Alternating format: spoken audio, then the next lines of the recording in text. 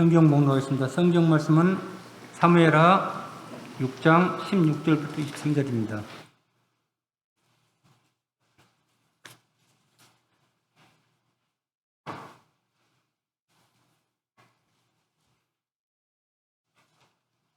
여호와의 궤가 다윗성으로 들어올 때 사울의 딸 미갈이 창으로 내다보다가 다윗 왕이 여호와 앞에 뛰놀며 춤추는 것을 보고 심중에 그를 업신여기니라.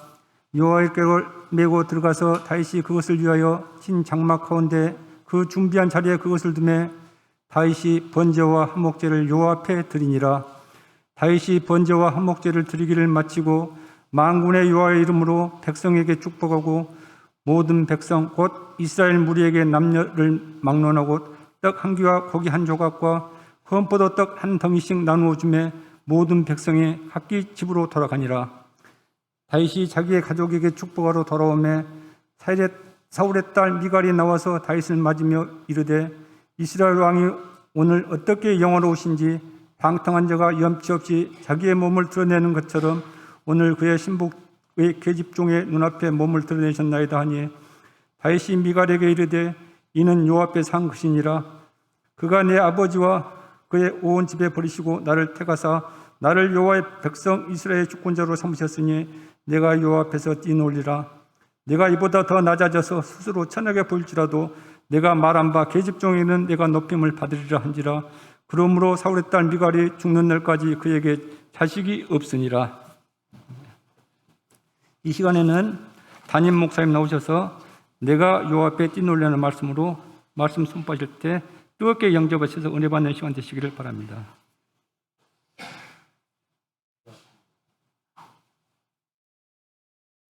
네, 이 시간 말씀을 받습니다. 빛되신 말씀으로 우리의 모든 것 다 비추사 드러나게 하시고 권능의 말씀으로 저희들을 고치사 주님께로 더욱더 나가는 은혜의 시간 되기를 원합니다.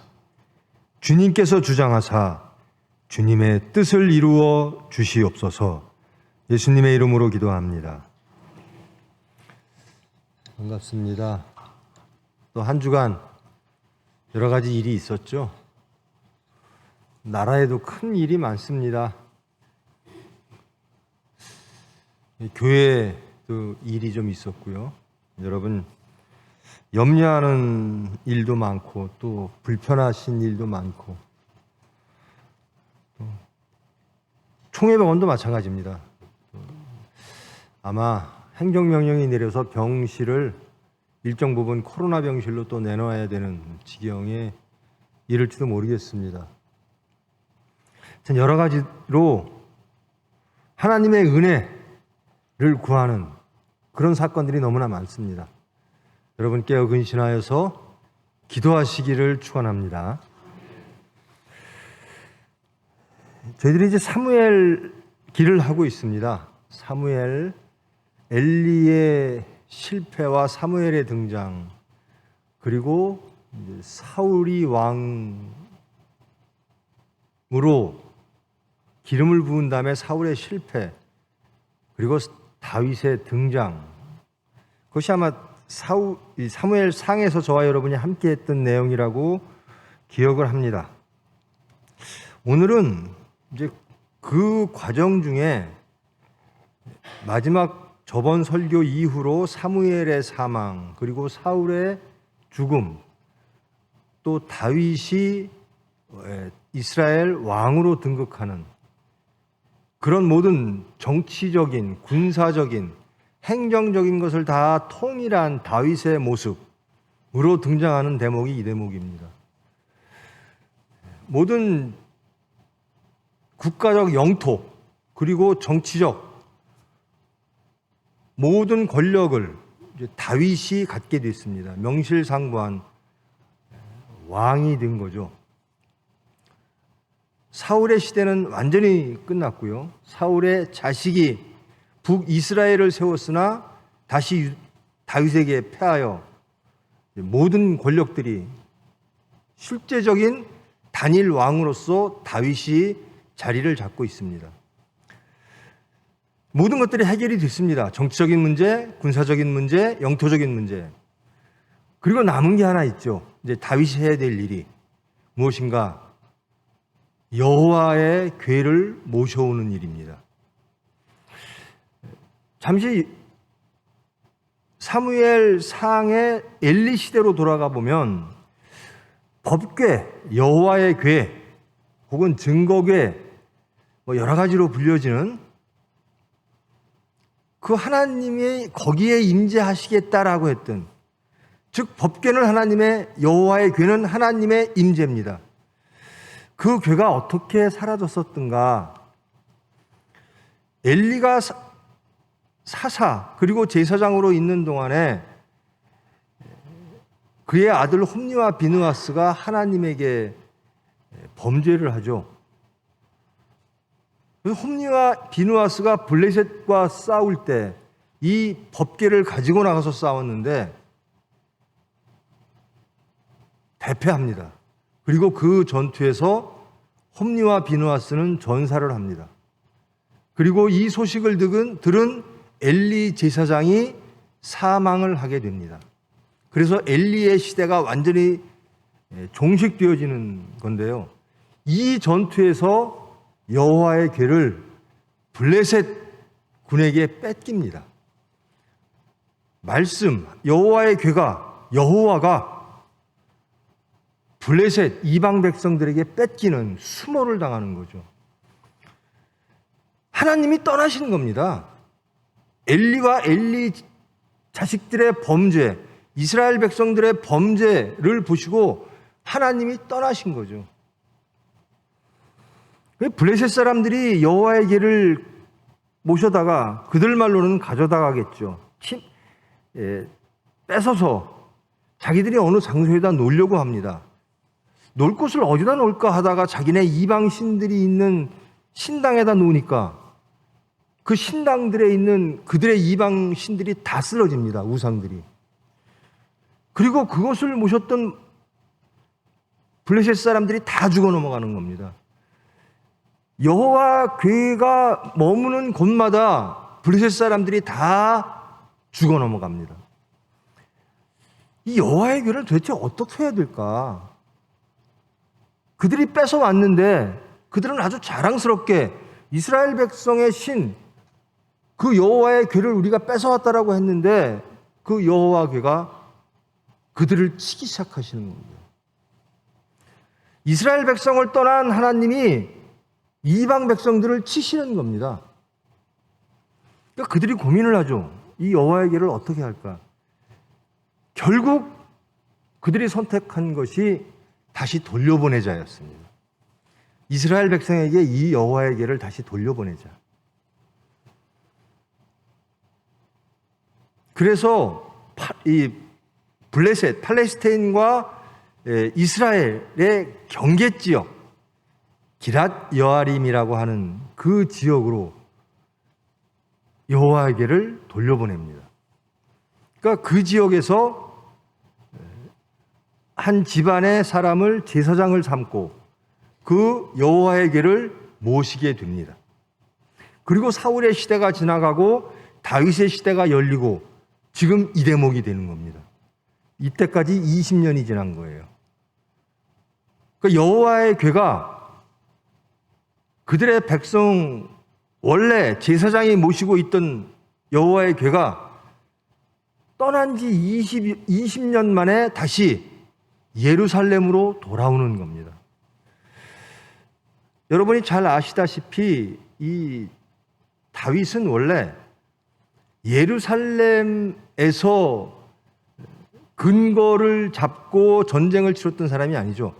헤브론 밑에 있는, 예루살렘 밑에 있는 헤브론에서 왕을 가지고 사울과 싸웠던 사람입니다. 그래서 헤브론에서 다시 예루살렘으로 옮긴 다음에, 그러니까 모든 것들을 다 확립한 다음에 이제 이 여호와의 궤를 모셔와야 되겠다라는 겁니다. 그것이 20년 만에 기럇 여아림에서 이제 예루살렘으로 모셔오는 겁니다. 왕에 있는 곳으로 모셔오는 것이고, 거룩한 백성의 수도, 그리고 거룩한 백성의, 그리고 제사장의 나라에 하나님께서 기름 부은 왕에게 제사장에게 다시 돌아오는 사건이거든요. 근데 이 여호와에게를 모셔와야 되겠다라고 하는데 모셔오는 과정도 만만치가 않아요. 순탄치가 않아요. 여호와의 궤를 잘못 건드리면 또 사람들이 막 죽어 넘어가는 겁니다. 거룩하게 구별되게 분별되게 여호와의 궤를 섬기지 아니하면 막 사람이 하나님께서 치셔서 죽어 넘어갑니다. 다윗이 두려운 거예요. 야, 이거 내가 잘못 모셨다가 예루살렘으로 잘못 모셨다가 큰일 나겠구나. 그래서 다윗이 여호와의 궤를 옮겨 다윗성 자기에게로 메어가기를 즐겨하지 아니하고 가드 사람 오벳 에돔의 집으로 메어간지라. 이방인 사람에게 맡기는 겁니다. 가드 사람, 가드라고 하는 나라는 블레셋은 원래 단일 통치된 나라가 아니라요, 도시국가입니다. 5개의 도시국가, 큰 도시국가 5개가 연합하여서 블레셋이라고 하는 한 왕을 섬기는 그런 나라였는데, 그 중에 하나 가드 사람 오벳 에돔 사람이라고 하는 거거든요. 그 집에 메어갔습니다. 그리고 그 집에 여호와에게가 3달을 머물게 됩니다. 그런데 여호와께서 오벳 에돔과 그의 온 집에 복을 주시니라. 이 하나님이 저 이방 사람에게 여호와에게를 맡겼는데 하나님이 복 주시더라는 거예요. 이 말을 듣고 다윗이 안심을 하는 겁니다. 이제 모셔와야 되겠다. 여러분, 잠깐 사울과 다윗을 비교를 하면요, 사울은 전적으로 이스라엘 백성들을 가지고 왕권을 유지했고 전쟁을 했고, 다윗은요 사울에게 쫓겨가면서 이방 사람들, 그리고 좀 죄인들, 그러니까 하층민들, 죄인들, 이방 사람들, 이런 사람들을 모아서 전쟁을 했던 사람이에요. 한때는 블레셋의 왕에 가서 블레셋 왕의 경호대장도 합니다. 사울에게 쫓겨가면서. 그러니까 다윗의 정치 기반은 순수한 이스라엘 백성, 유대 백성이 아닙니다. 그들의 장군도 용병들이에요. 이방 사람들. 그러니까 다윗의 정치의 기반, 모든 것들은 이방 사람들로, 대부분 이방 사람들로 이루어져 있었습니다. 왜 하나님은 순수한 계통, 이스라엘 백성으로만, 선민으로만 이루어졌던 사울을 패하시고 또 다윗을 선택하셨으면 왜 이방 사람들을, 그 용병들을 동원해서 다윗을 세우셨을까? 이게 하나님의 뜻입니다. 많은 이들이 우리는 선민입니다, 우리는 거룩한 백성입니다 라고 하면서 하나님을 섬기지 아니한 그런 사람들을 하나님은 버리시고, 세상에서 죄인입니다, 이방 사람입니다, 저 사람들은 뿌리가 없습니다 라고 하는 사람들이 여호와를 섬기면 다 쓰시는 거예요.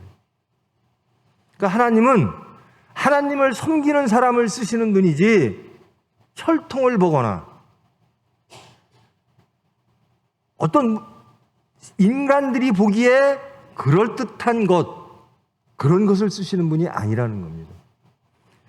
다윗이 완전한 왕권을 잡기까지는 이방 사람들의 도움이 지대했다라는 겁니다. 다윗의 장군들을 쭉 열거할 때 보면요, 이방 사람들의 이름이 많이 나와요. 이때부터 하나님은 이방 사람들을 구원의 대상으로, 그리고 쓰임의 대상으로 여기셨다라는 거죠. 그러한 과정을 거쳐서 다윗이 왕이 되었습니다. 그리고 이제 여호와의 궤를 20년 만에 모셔오는 거거든요. 오늘 본문의 말씀이 너무나 기쁘니까 궤를 메고 6발자국을 뛰면 7발자국째에 번제와 화목제를 드립니다. 소를 잡아서. 또 6발자국을 뛰면 또 번제와 화목제를 드리고. 그럴 정도로 구분되고 거룩하게. 어떤 학자들은 6발자국, 이것이 창조, 그리고 7발자국, 안식, 이것으로 비유하기도 합니다. 어쨌든 그렇게 분별되게 그렇게 기쁜 마음으로 여호와의 궤를 예루살렘으로 모셔오는 거죠.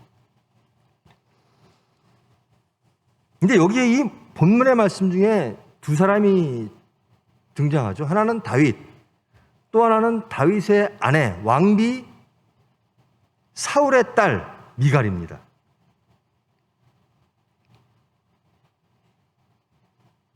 얼마나 기뻐했는가? 이 성경은 이렇게 말합니다. 지금 같으면 이렇게 가운 같은 건데요. 왕이 가운 같은 것을 입고 그 장구치고 북치고 하여튼 여러 가지 모든 찬양을 다 하면서 여호와께가 들어오는데 그 앞에서 덩실덩실 춤을 추는 거예요. 자기 스스로 이렇게 말합니다. 내가 여호와 앞에서 뛰놀리라.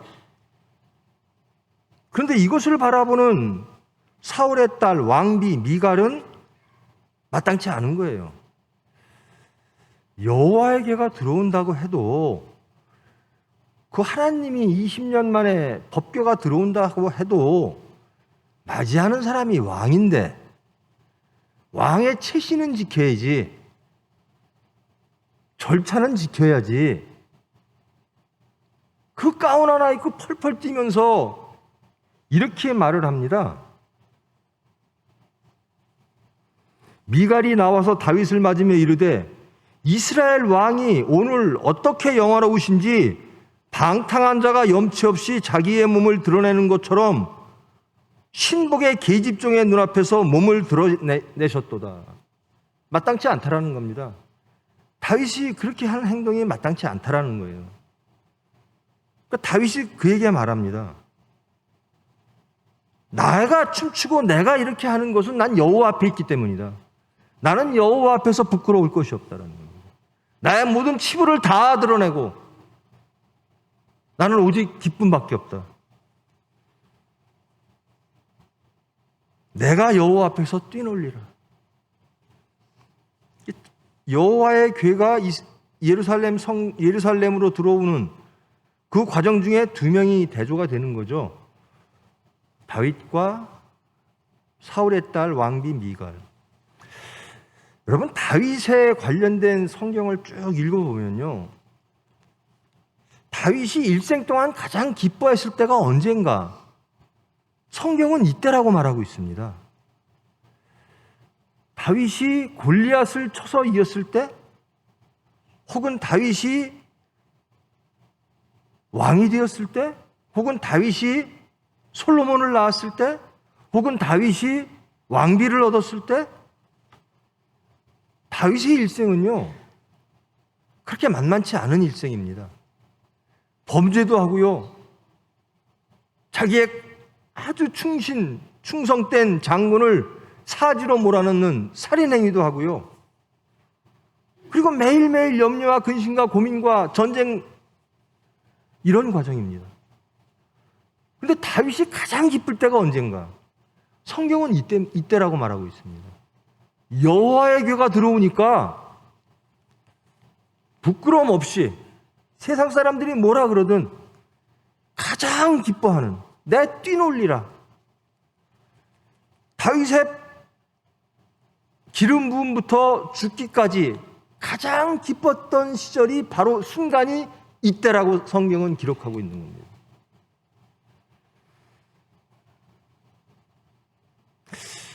여러분은 언제가 가장 기쁘십니까? 왕이 됐을 때? 자녀를 낳았을 때? 사랑하는 사람을 만났을 때? 세상에서 무엇인가를 얻었을 때? 다윗은 여호와의 궤가 하나님이 들어오실 때라는, 하나님이 우리를 다스리실 때 여호와의 법궤가, 여호와의 궤가 있어야 될 장소에 있지 아니하고 이방 백성들에게 빼앗긴 상태에서 돌아왔으나 20년 동안 방치되어졌던, 거의 방치되어졌던 그런 것들을 회복할 때, 하나님을 회복할 때, 하나님의 관계가 회복되어질 때, 그때 다윗은 가장 기뻐한 겁니다. 제 이 말씀을 읽으면서 저는 언제가 가장 기쁠까? 언제가 가장 기뻤을까? 지금까지 살면서 내가 그렇게 기뻐할 때가 언제였나? 여러분, 살아보면, 지나간 과거를 보면요, 그렇게 기쁜 순간도 없고요, 그렇게 슬픈 순간도 없습니다. 지나가면 다 견딜만 했고, 또 다 그렇게 춤추도 기뻐했던 시절들도 다 희미해져요. 기쁘고 슬펐던 기억조차도 희미해져요. 내가 그렇게 힘들었었나? 내가 그렇게 기뻤었나? 언제가 가장 기쁠까?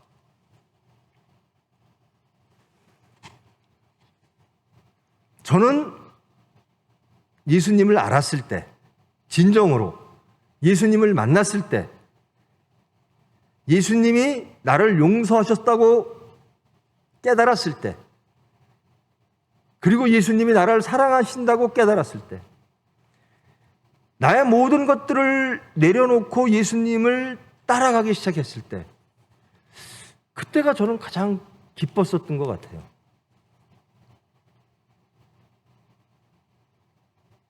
어떤 사람하고 대화 중에 자기는 인생 중에 가장 잘한 것,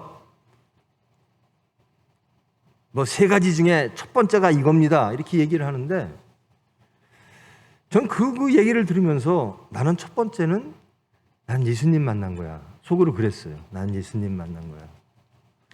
두 번째, 세 번째는 모르겠어요, 아직. 뭐를 잘했는지도. 그러니까 이 다윗의 영화, 다윗의 승리, 다윗의 영광, 다윗의 전쟁, 이 모든 것들을 통틀어서 하나님의 수단으로 하나님이 임명하신 위임자, 왕으로서 그에게 가장 기뻤던 순간은 언제일까? 하나님이 회복되어질 때라는 겁니다. 여호와의 궤가 예루살렘으로 돌아올 때, 하나님이 우리를 회복시키시고 하나님이 다스리실 때, 그때가 가장 기쁘다라는 거예요. 덩실덩실 춤을 춥니다. 그러면서 모든 사람의 비난, 손가락질하는 사람도 있죠. 왕비마저 손가락질합니다. 그런데도 나는 하나님 앞에 있다. 나는 어린아이처럼 하나님 앞에서 뛰놀리라. 근데 이 광경을 보고 미갈이 비난을 해요. 아무리 하나님의 궤가 들어와도, 그렇게 기뻐도 인간이, 특히 왕이 챙겨야 할 것들은 있지 않겠는가? 형식도 있고 체면도 있고 다른 사람 눈도 있지 않는가? 계집종들이 보는 앞에서 알몸을 드러내다시피 하면서 그렇게 기뻐하는 게 그게 합당한 일인가? 라고 비판을 합니다. 인간적으로 보면요, 세상적으로 보면요, 비판할 만해요. 왕이 체신을 벌이고 모든 백성 앞에서 이렇게 덩실덩실 춤을 추며 알몸을 드러내듯이 춤을 추는 게 이게 합당한가? 이 위치를 못 지키는 거 아니야? 왕의 위치를 못 지키는 거 아니야? 이 다윗은요, 여호와의 궤가 들어올 때 왕으로서 있는 게 아닙니다. 오로지 하나님의 종으로 있는 겁니다. 여호와의 궤가 들어올 때 다윗은 나는 왕도 아니고, 그러니까 나를 왕으로 세워주신 이 여호와 앞에서 나는 춤추리라, 이렇게 얘기하잖아요. 나는 세상에서 말하는 왕이 아닙니다. 이 왕도 하나님이 주신 겁니다. 모든 것을 하나님이 주셨습니다. 그러므로 나는 내가 뛰어놀 수 있는 유일한 곳은 하나님밖에 없습니다. 내 모든 것을 지금껏 이루어 내시고 나를 이끌어 주신 분은 여호와입니다. 나는 그분을 영접합니다. 나는 그분을 의지해서 살아갈 겁니다. 가장 높으신 분은 여호와입니다. 나의 근원, 나의 뿌리, 나의 미래, 그분이 들어오십니다. 그러므로 나는 그분 앞에서 내가 어찌 왕의 채통을 세우겠습니까? 내가 어찌 세상의 질서를 따르겠습니까? 나는 오로지 은혜 받은 자로서, 오로지 하나님을 사랑하고 섬기는 자로서 하나님이 들어오시고 하나님의 회복을 바라보면서 나는 기뻐 뛰놀겠습니다.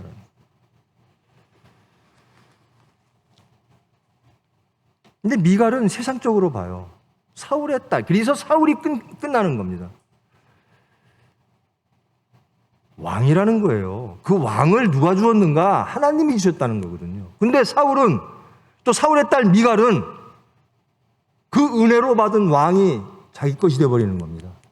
하나님 앞에서도 나는 왕입니다 라는 거예요. 하나님 앞에서도 나는 내가 왕이므로 내 위치를 지켜야 되고 내 채통을 지켜야 되고 내 권위를 세워야 되고 대접받아야 된다는 거거든요.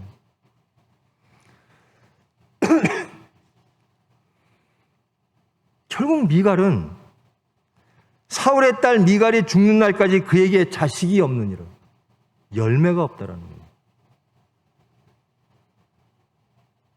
다윗은 여러 자식들을 낳습니다. 근데 이 미갈은 자식이 없어요. 사울의 왕조가 완벽하게 혈연적으로도 끝납니다. 왜 열매가 없을까? 우리가 열심히 신앙을 해요.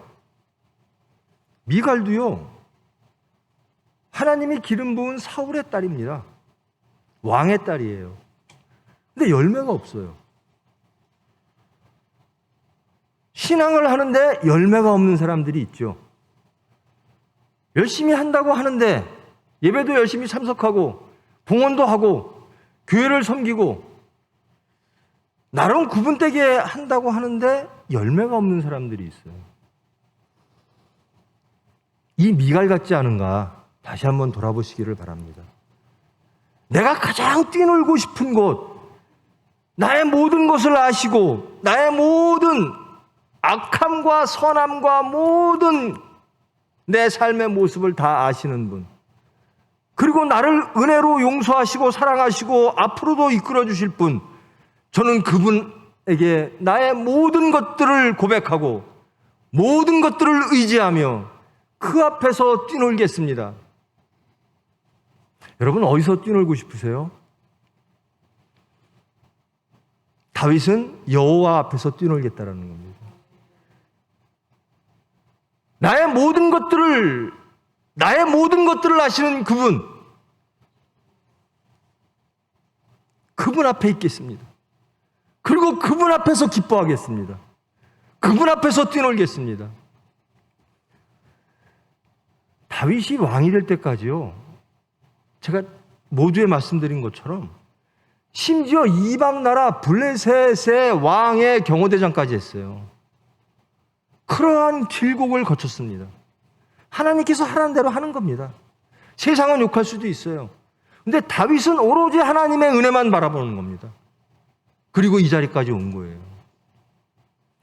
여러분, 세상이 여러분에게 무엇을 주었으면요, 여러분의 지금 소유한 안전, 위치, 이런 것들을 세상에서 주었다라고 생각한다면 여러분들은 세상을 바라볼 겁니다.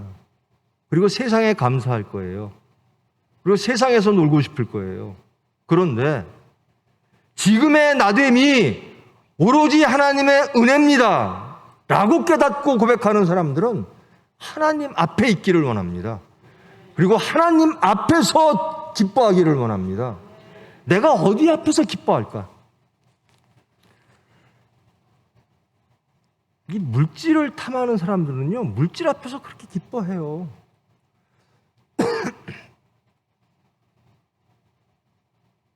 저도 그래요.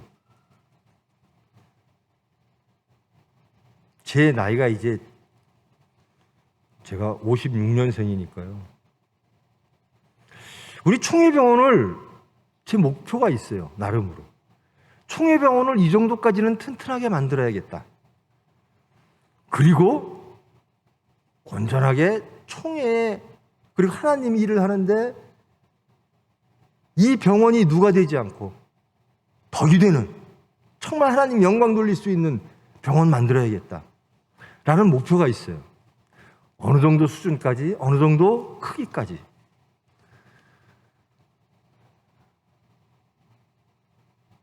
그러다 보니까 마음이 조급할 때도 있고요.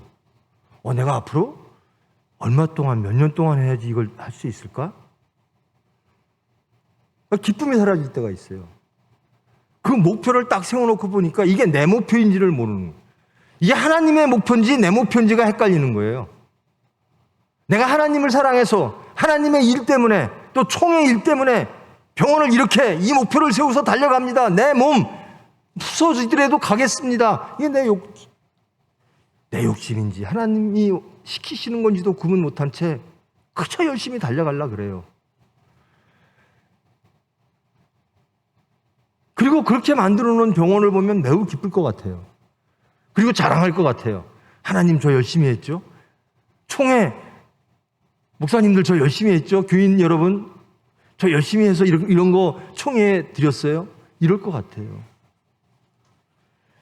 기뻐할 것들이 그려지는 것들이 있어요. 내가 무엇을 하면 기뻐할까? 내가 무엇을 하면 만족할까? 이런 것들이 있어요. 근데 돌아봐야 돼요. 하나님이 기뻐하시는 것, 하나님 앞에 서 있는가, 그것이 내 목표가 하나님 앞에 있는가, 세상의 미갈처럼 세상의 눈으로 보는 게 아니라 오로지 하나님과의 관계 속에서 하나님 앞에 서서 하나님이 온전하다 하여 하나님을 영광으로, 하나님께 영광 돌리는 그 기쁨으로 뛰어노는 그런 목표인가? 아니면 하나님과 관계없는, 혹은 하나님의 이름으로 하지만 내 목표, 내 욕심, 내 열심인가? 그렇지 않으면 열매가 맺어지지 않는다라는 겁니다. 총회병원 일을 하면서 매우 기쁨으로 하죠. 어떨 때? 병원이 잘 될 때. 병원에 문제가 생기고 어려워지면요, 어둠이 싸고 와요. 순간. 왜? 하나님의 일인데 기쁨으로 해야 되는데, 믿음으로 해야 되는데, 기도하면서 해야 되는데, 세상 것을 보고 이 미갈처럼 세상의 시각으로 보면 어둠이 싹 올 때가 있어요.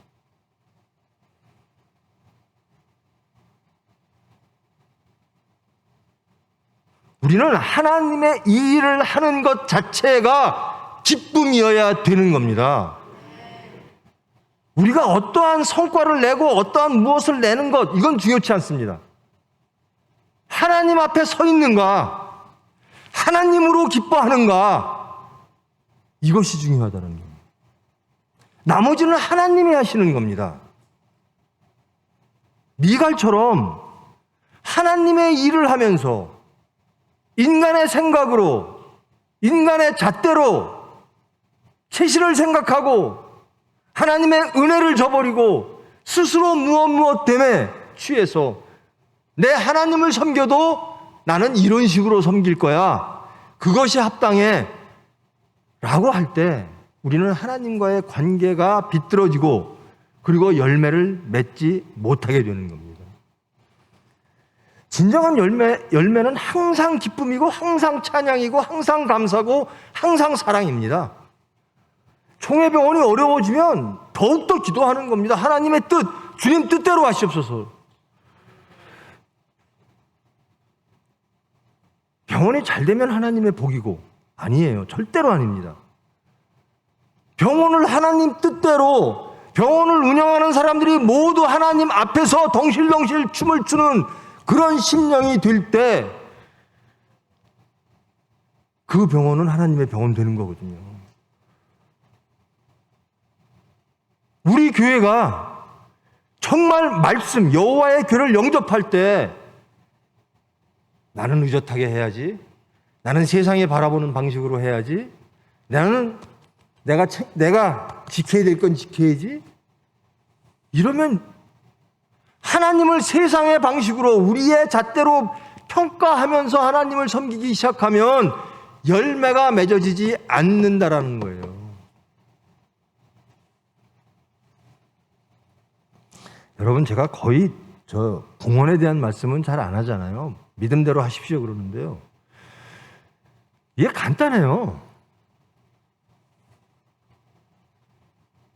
하나님의 것과 내 것을 구분하면 아주 편해요. 근데 내 것을 하나님께 드린다라고 생각하면 이건 이제 골치 아파집니다. 순종도 없어지고 욕심만 생기고 그릇은 작아지고, 분명히 내 건데 이걸 왜 내가 하나님한테 드려야지? 그렇게 시작하면 열매가 없어요. 신앙이 안 커요. 하나님의 것이야 라고 시작하면 그거 다 떼놓습니다. 이건 하나님의 건데.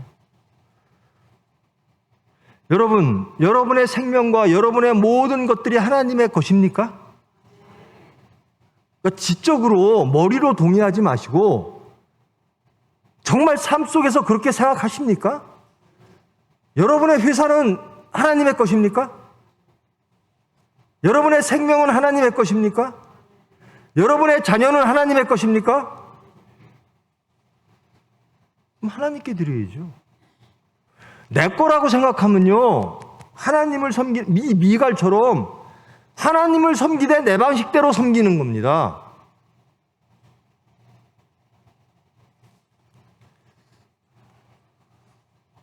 뭔가 생겼어요. 감사할 일이 생겼어요. 대부분 감사봉을 하는데요, 참 우리 총회는 참 하나님 감사해요. 이 중심, 저를 발견하게 해서 감사합니다. 시간을 주셔서 감사합니다. 기도하게 해주셔서 감사합니다. 그래요. 근데 뭐 땅을 샀는데 땅값이 올라서 감사합니다. 부동산을 했는데, 주식을 샀는데 올라서 감사합니다.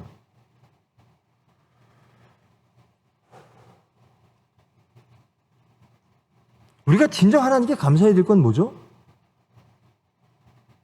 예수 닮게 해주셔서 감사합니다. 하나님 사랑하게 해주셔서 감사합니다. 나를 부인하게 해주셔서 감사합니다. 세상에 육체가 원하는 것들이 풍요해지면 하나님께 감사해야 된다.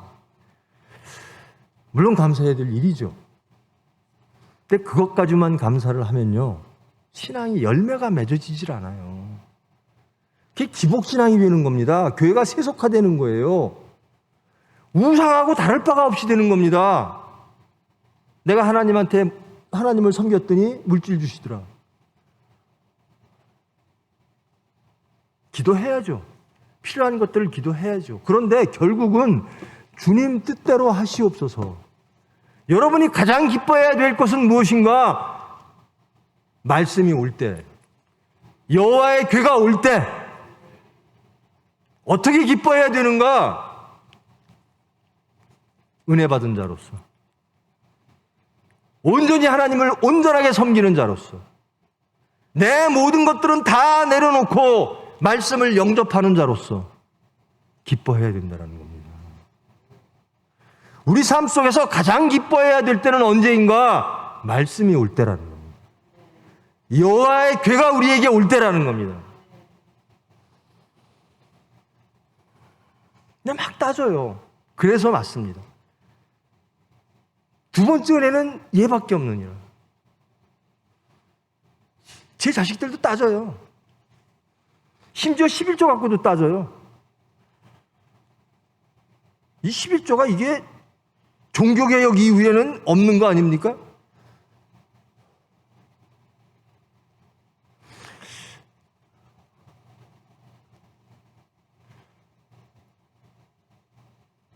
여러분, 저는 봉헌 이렇게 나라 저렇게 나라 한 번도 얘기한 적 없고 하라는 말도 안 합니다. 그런데 그거 제대로 안 하는 분들 사건 속에서 분명히 집니다. 못 이겨요. 죽으면 죽으리다. 물질도 못 아껴서 물질도 아까워서 전전긍긍하는데 목숨을 내놔요? 십자가를 져요? 못해요. 그 작은 십자가, 물질의 십자가도 못 지는데 어떻게 자식을 내놓습니까? 어떻게 생명을 내놓습니까?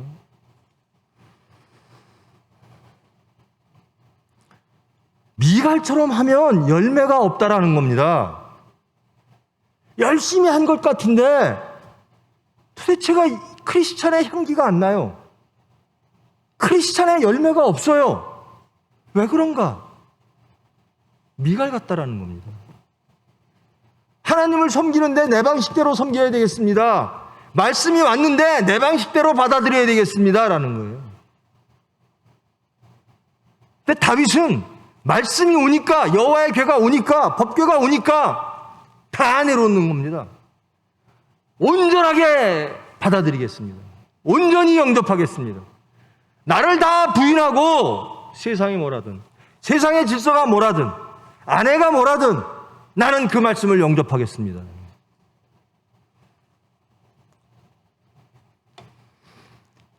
이게 다윗이에요.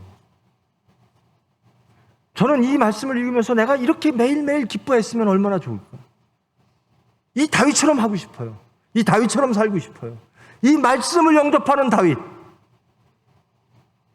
여호와가 들어왔을 때 저는 다윗 일생 중에 가장 기쁠 때가 이때라고 생각을 해요. 말씀이 왔을 때 기뻐하는 모습. 왕의 위치도 다 내려놓습니다. 채통이고 세상의 질서고 모든 거 다 내려놓습니다. 말씀이 오니까 기쁩니다. 저와 여러분 제발 여러분의 가장 큰 기쁨은 하나님의 오심입니다. 그러기를 축원합니다. 말씀이 여러분에게 왔을 때, 그래서 이 미갈은요, 말씀이 오면 불편해져요. 여러분, 말씀이 여러분의 삶 속에 불편할 때가 있을 거예요. 제가 지금 보험 말씀드렸는데, 11조 말씀드렸는데 여기서 툭툭 튀어나오는 분들이 있을 거예요. 저게 맞아? 신학적으로 맞아? 아이, 불편해. 혹은 안 내시는 분은, 아이, 또 뭐라 그러나 보다. 그러는 게 아니라, 그 정도 갖고는 신앙 못해요. 어떻게 순교합니까? 순교라고 하는 것은 내 모든 것들을 죽이는 겁니다. 하나님만 남고, 예수님만 남고, 성령님만 남고, 말씀만 남고, 다 죽어지는 것. 주님 뜻대로 하시옵소서는. 근데 말씀 받는데 내 뜻대로 하겠다는 게 미갈입니다. 내가 하나님을 섬기겠는데, 내가 말씀은 영접하겠는데 내 방식대로 하겠다라는 거예요. 그러니까 열매가 없어요, 미갈은.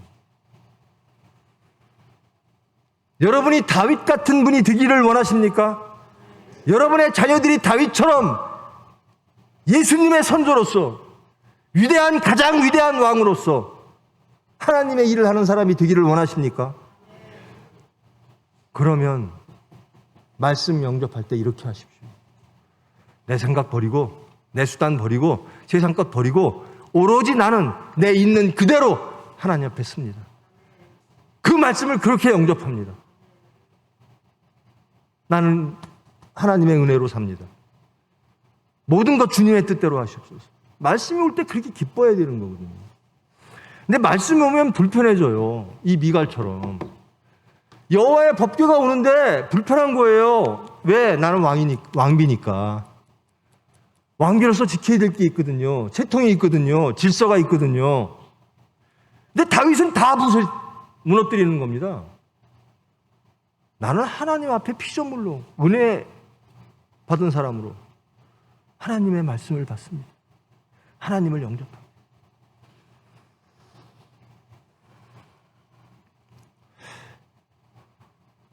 말씀이 불편해지면요, 자신을 돌아봐야 돼요. 그것이 미갈이에요. 예수 믿는 사람들 모든, 저는 확실하거든요. 예수를 진정으로 잘 믿는 정치인들이 정치하면 이 나라 가장 좋은 나라 되죠. 예수 믿는 사람들이 기업하면 이 나라 가장 깨끗한 나라 되죠.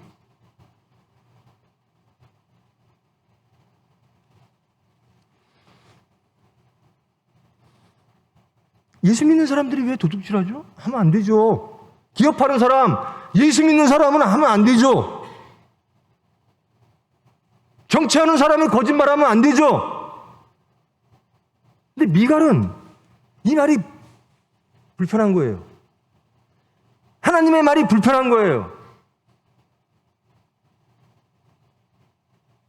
내가 지켜야 될 게 있는데, 내가 왕비인데 라는 거예요. 하나님, 나 왕비로서 하나님 앞에 서겠습니다라는 거예요. 근데 다윗은 아닌 거예요. 나는 그저 하나님의 은혜 받은 사람으로서, 하나님의 종으로서 다 내려놓고 발가벗고 하나님 앞에 서겠습니다. 하나님의 말씀이 왔을 때 기뻐야 돼요. 그게 불편해지기 시작하면요, 그게 모양만 크리스찬이 되는 겁니다.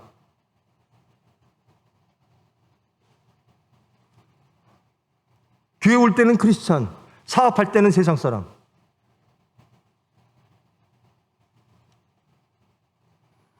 그래서 열매가 없는 거잖아요.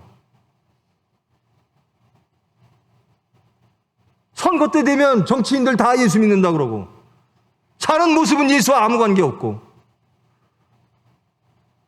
열매 없잖아요. 그렇게 비판하는 저와 여러분, 열매 맺어야죠.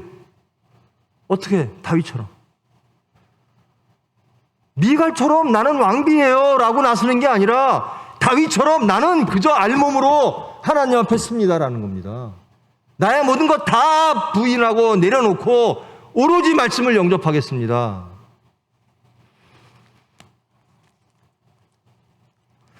나는 목사니까 목사로서 하나님 앞에 씁니까? 세상 교회가 세상에서 걱정, 염려의 대상이 되는 이유가 그겁니다. 목사가 죄인으로서, 용서받은 죄인으로서 하나님 앞에 서야 돼요. 근데 마치 의인인 양, 속은 손가락질 받을 일이 천뜩이면서 하다 보면 말씀이 불편해지지도 않아요. 제일 근신하고 깨어 근신해야 될 게 직분 가진 사람들이에요. 이 다윗은 왕입니다. 하나님의 왕입니다. 하나님이 위탁하신 왕이에요. 이렇게 서야 돼요. 왕 노릇하려면 이렇게 서야 됩니다. 그래야 제대로 왕 노릇하는 거예요. 장로님들 이렇게 서야 돼요. 목사들 이렇게 서야 돼요. 하나님 앞에. 뭔가 잔뜩 입고 나는 목사고 나는 뭐고 나는 뭐고 이러고 하나님 앞에 서면 미갈처럼 열매가 없어요.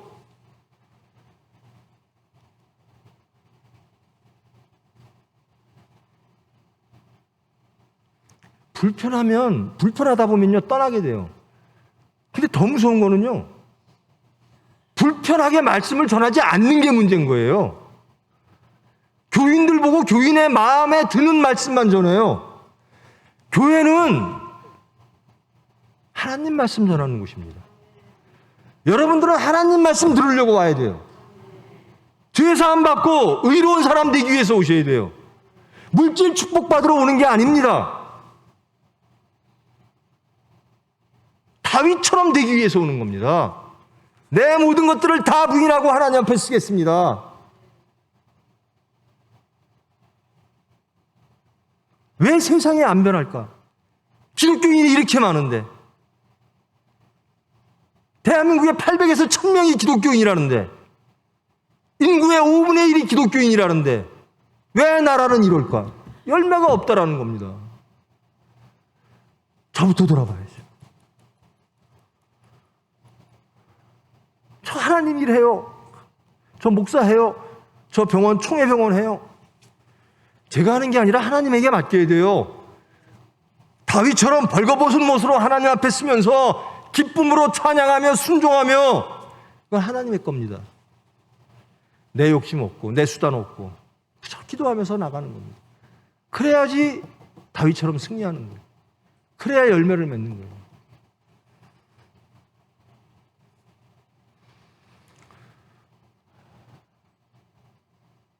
여러분, 부디 여호와 앞에서 뛰노는 자 되기를 원합니다.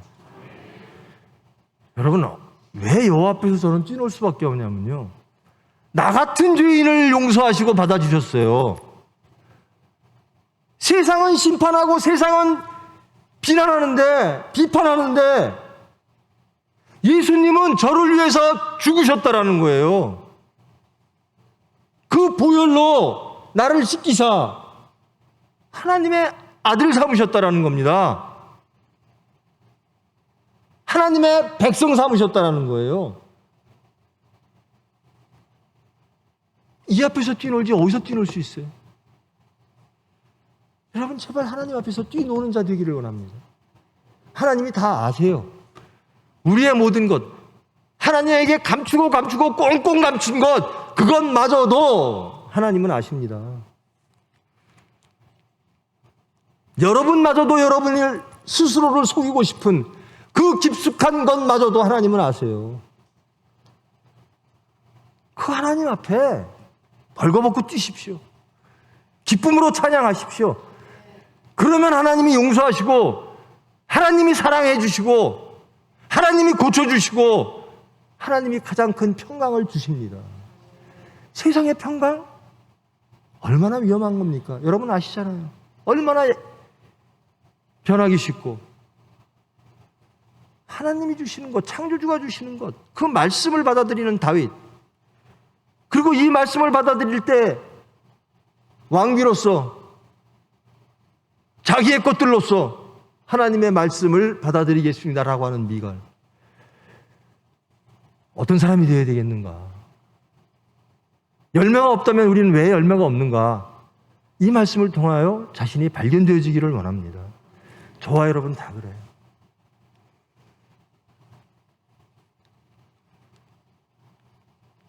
하나님, 세상은 속일 수 있어요. 근데 세상도 끝내 못 속이죠. 근데 하나님은 못 속여요. 아무리 경건한 척 하나님 앞에 서도 하나님은 아세요. 그러니까 제발 그러지 마시고 다 고백하세요. 그리고 뛰노세요. 하나님이 용서하시면 뛰노세요. 이런 중심이 돼야 돼요. 나는 하나님께 아무것도 속이지 않게, 어차피 다 아시는데. 그러면 열매가 맺어져요.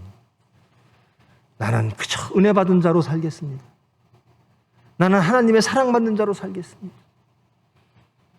내 나라, 이 이스라엘 나라 말씀으로 다스리겠습니다.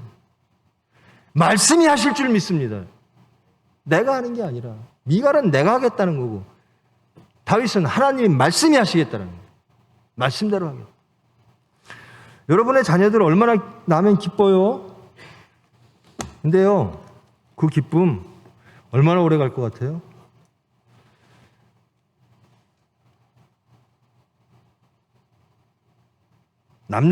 모르는 남녀가 결혼하죠. 왜 결혼합니까? 좋아서, 사랑해서죠. 그 사랑 얼마나 갈 것 같습니까? 영원히 변치 않는 것, 하나님이 주시는 사랑으로 하나 되십시오. 성령으로 하나 되십시오. 그렇게 귀한 자식들 하나님께 바치십시오. 하나님께 소망을 두시고, 다윗처럼 제발 미갈처럼 열매 맺지 않는, 열매가 없는 미갈 되지 마시고, 오로지 하나님 앞에 다 나를 부인하고 하나님께 나를 드러내고 하나님을 찬양하고 하나님만 의지하여, 그래야 하나님께 큰 쓰임받는 다윗 되시는 여러분 되기를 축원합니다. 이 교회가 그래야 돼요. 총회병원이 그래야 돼요. 세상이 뭐라 그러는 거 아무것도 아니에요. 아이고, 저 총회병원 예수 믿더니 뭐 잘 되네. 그거 하나님이 오실 때 잘 돼야죠. 세상 사람이 잘 된다 그러면, 사탄이 잘 된다 그러면 그게 무슨 소용이 있어요? 여러분 예수님 믿고 잘 되신 분이 계십니까? 중심을 돌아보세요. 내 중심이 잘 됐는가? 나 예수 믿으니까 사업이 잘 됐어요. 그 예수님이 하신지 사탄이 하신지 누가 합니까? 예수님 믿으면 중심이 바뀝니다. 이게 예수님이 하시는 일이에요. 옛사람을 새 사람으로 바뀌는 겁니다.